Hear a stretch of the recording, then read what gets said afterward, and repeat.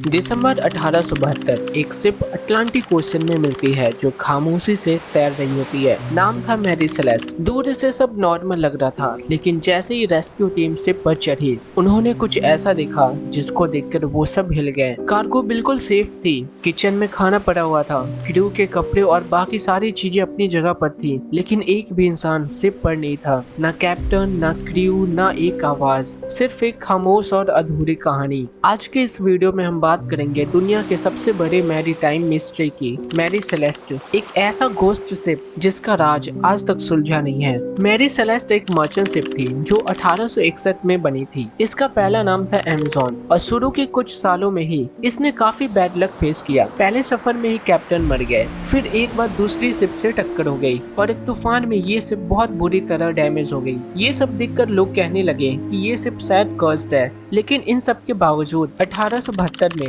Mary Celeste एक नई journey के लिए तैयार थी। इस बार डेस्टिनेशन था इटली और शिप पर लोड था इंडस्ट्रियल अल्कोहल के 1700 बैरल्स। कैप्टन बेंजामिन ब्रिग्स अपनी वाइफ सारा, छोटी बेटी सोफिया और 7 क्रू मेंबर्स के साथ इस सफर पर निकले। 7 नवंबर 1872 को मैरी सेलेस्ट न्यूयॉर्क से निकलती है और लगभग 24 दिन बाद दूसरी शिप डे ग्रेटिया की सेलेस ने अटलांटिक में इसे देखा। उन्हें लगा कि शिप काफी अजीब तरीके से चल रही है, जैसे कि कंट्रोल में ना हो। जब वे सब पास गए और शिप पर चढ़े तो उन सब ने जो देखा उसे देखकर सब के सब हिल गए। कार्गो शिप बिल्कुल सेफ था, नहीं कुछ गायब था, नहीं कोई भी सामान इधर से उधर। कैप्टन की केबिन में उनकी डायरी पड़ी थी, क्रू के कपड़े अपनी जगह पर थे, किचन में खाना रेडी था, लेकिन क्रू और पैसेंजर्स बिल्कुल गायब। बस एक चीज मिसिंग थी, लाइफ बोट्स। मतलब ऐसा लग रहा था कि सभी लोगों ने शिप को छोड़कर कहीं चले गए हैं। लेकिन सवाल ये था, आखिर क्यों? सबको हैरानी ये थी कि मैरी सेलेस्ट बिल्कुल डूबने वाली कंडीशन में नहीं थी। थोड़ा पानी अंदर जरूर था,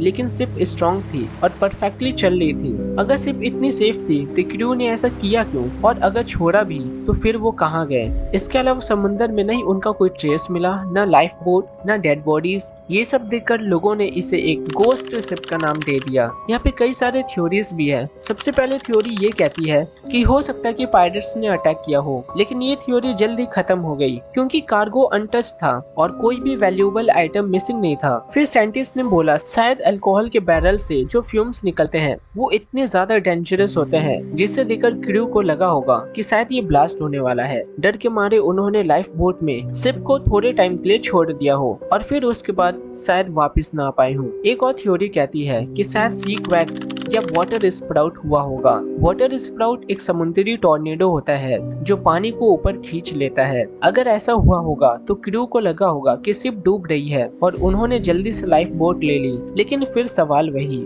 उनका कोई ट्रेस क्यों नहीं मिला? कुछ लोग ये भी कहते हैं कि शायद हो सकता है कि क्रू मेंबर्स कैप्टन के विरोध हो गए हो और वहाँ पे उनके बीच लड़ाई हो गई हो। लेकिन फिर कोई भी खून के निशान या स्ट्रगल के निशान क्यों नहीं थे? और जब कोई थ्योरी फिट नहीं बैठी तब लोगों ने पैरानॉर्मल को ब्लेम करना शुरू कर दिया। कहने लगे कि मैरी सेलेस्ट कर्स्ड है और सुपरनैचुरल पावर्स ने इन सारे क्रू मेंबर्स को उठा लिया। मैरी सेलेस्ट की कहानी एक अनसॉल्व्ड मिस्ट्री है। आज भी हिस्टोरियंस और साइंटिस्ट को कंफ्यूज करती है। परफेक्टली फाइन शिप जो समुद्र में तैर रही थी, लेकिन उसका क्रू कभी वापस नहीं मिला। 150 साल बीत गए, लेकिन अभी तक कोई सॉलिड जवाब नहीं मिला कि उन लोगों के साथ असल में हुआ क्या था। आपको क्या लगता है? क्या ये नेचुरल डिजास्टर था या बड़ा एक्सीडेंट या फिर सच में कुछ पैरानॉर्मल? अपनी थ्योरी कमेंट्स में जरूर बताएं। और अगर आपको ऐसी मिस्टीरियस कहानियां पसंद आती हैं तो वीडियो को लाइक कीजिए, शेयर कीजिए और चैनल को सब्सक्राइब कीजिए, क्योंकि अगले वीडियो में हम और भी स्पाइन चिलिंग मिस्ट्रीज लेकर आएंगे।